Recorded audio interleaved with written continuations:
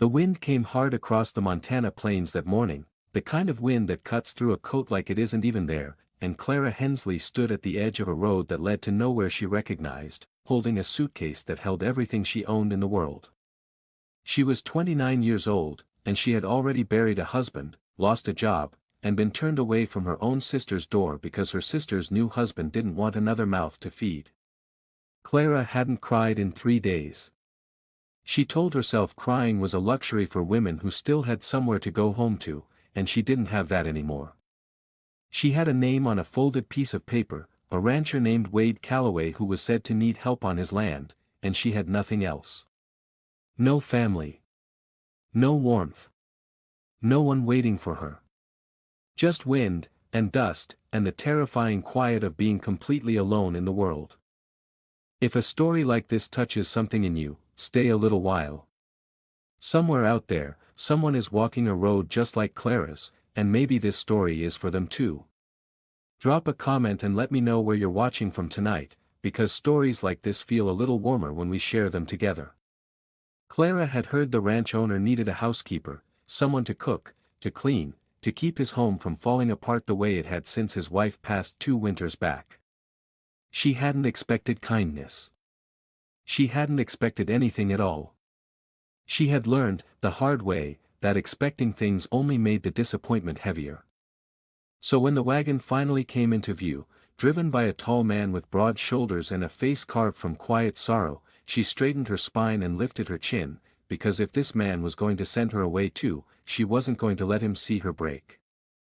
"You're the woman from the letter," he said, not unkindly, but not warm either. Just steady, like a man who had learned to keep his voice from shaking a long time ago. "I am," Clara said. "Clara Hensley. Wade Calloway." He looked at her for a long moment, longer than strangers usually looked at each other, like he was trying to read something written beneath her skin.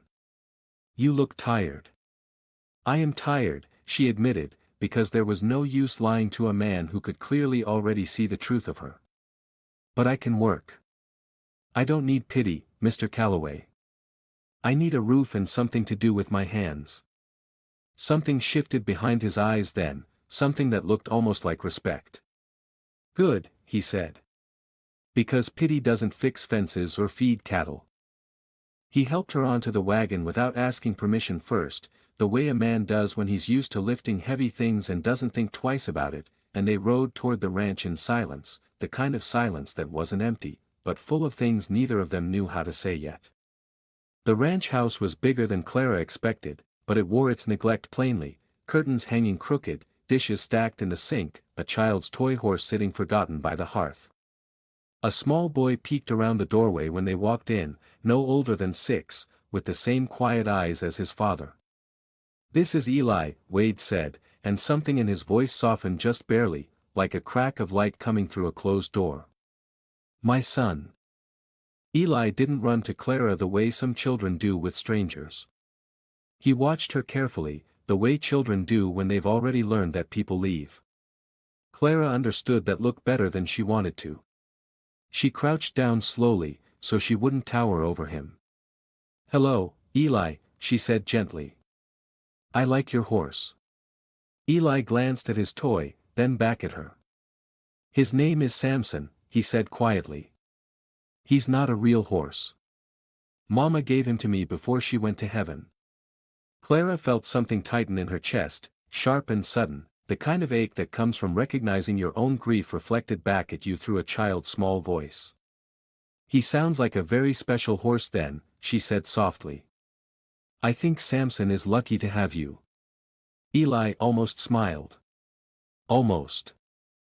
Wade cleared his throat, the sound of a man uncomfortable with tenderness he didn't know how to show out loud. "Your room is upstairs. It's small, but it's warm." He paused. "I should tell you plainly, Miss Hensley, I'm not looking for anything more than help around this house. I buried my wife. I'm not looking to replace her." Clara stood, meeting his eyes evenly. "I'm not looking to be anyone's replacement, Mr. Calloway. I buried my own husband.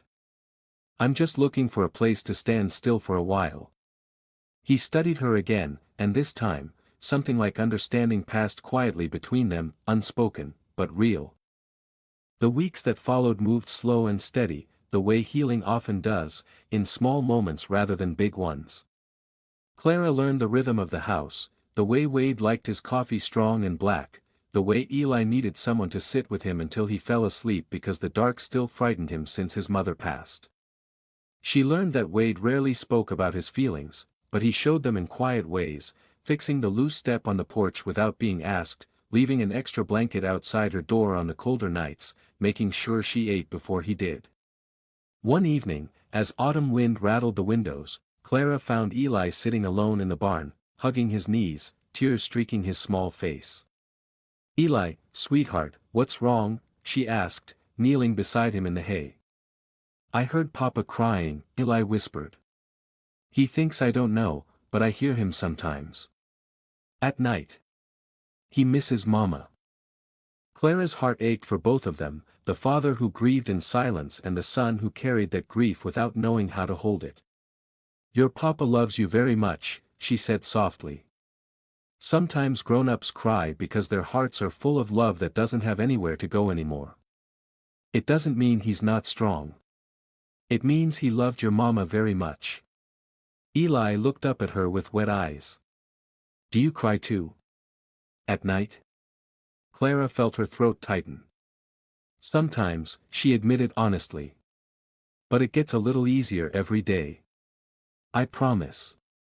Eli leaned against her shoulder, small and trusting, and Clara wrapped her arm around him gently, feeling something inside her own broken heart begin, ever so slowly, to mend. Wade found them like that a few minutes later, and he stood in the doorway of the barn for a long moment, watching the woman he'd hired to cook and clean holding his son like he was something precious, something worth protecting. He didn't say anything. He didn't need to. But something in his chest shifted that night, something he hadn't let himself feel in 2 long years. Trust between Clara and Wade grew slowly, built not through grand gestures or sweet words, but through small honest actions. He noticed when she was exhausted and told her to rest. She noticed when he skipped meals worrying over the ranch's finances and made sure a plate was always waiting for him. Neither of them spoke of feelings. They simply showed up for each other, day after day, in the quiet ways that mattered most. One cold evening, Clara found Wade sitting alone on the porch, staring out at the darkened fields, his shoulders heavy with worry he hadn't spoken aloud. "The bank sent another letter," he said finally, not looking at her. "If I don't pay what I owe by winter, they'll take the land. This ranch has been in my family 3 generations. My son was born in that room upstairs. My wife is buried under that oak tree out back." His voice cracked slightly. "I don't know how to protect it, Clara. I don't know how to protect anything anymore." Clara sat beside him, close but not too close, giving him room to breathe. "You don't have to protect everything alone, Wade," she said softly. "Sometimes the strongest thing a person can do is let someone else carry a little of the weight."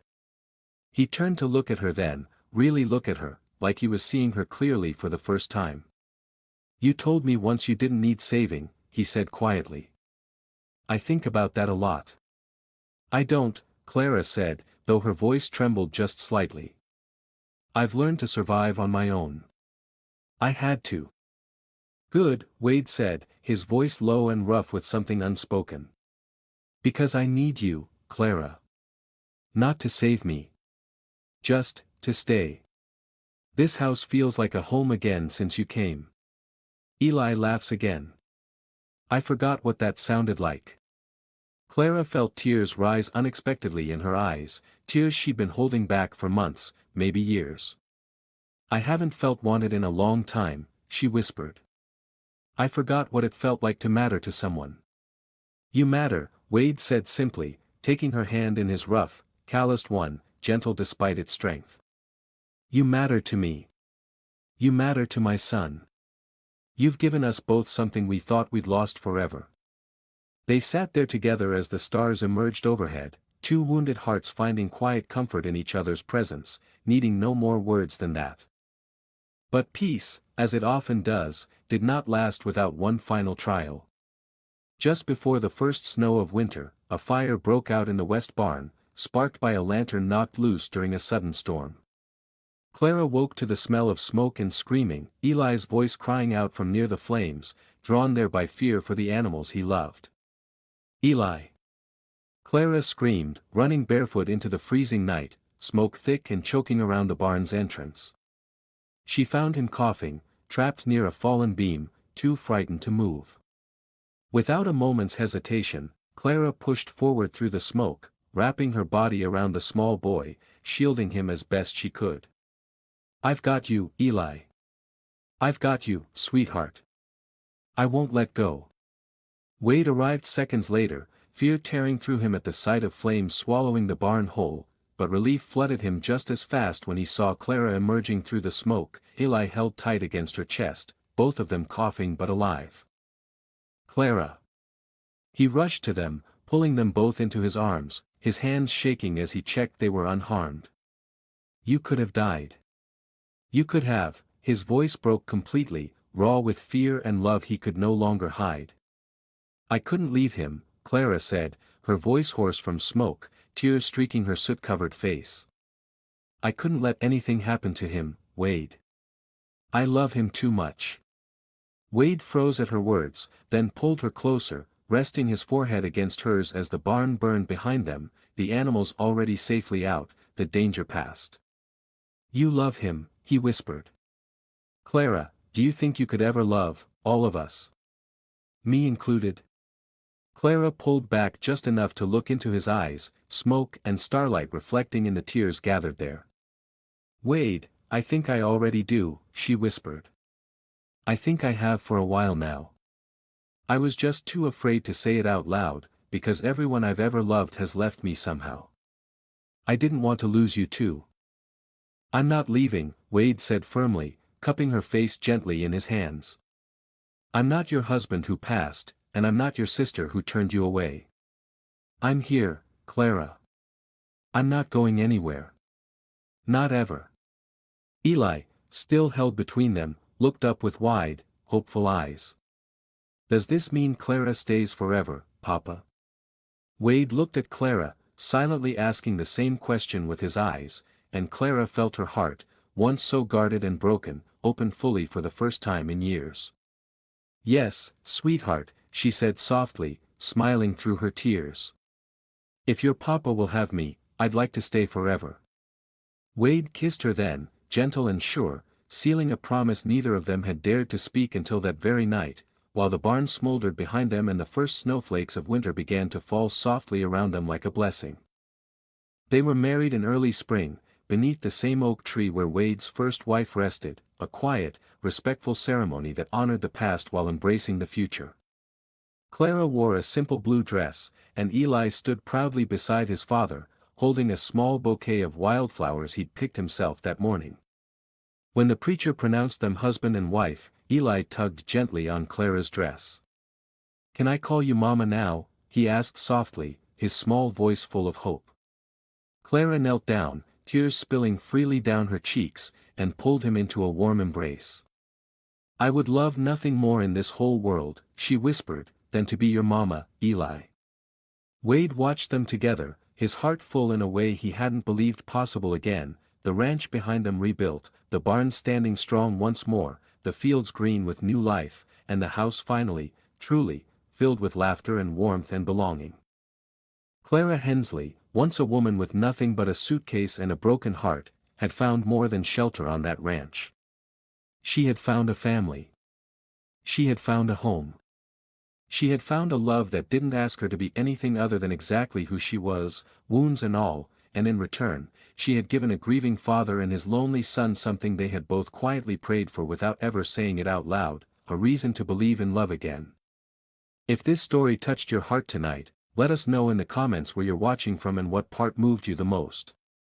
Stories like Clara and Wade's remind us that even after the deepest heartbreak, love can still find its way home.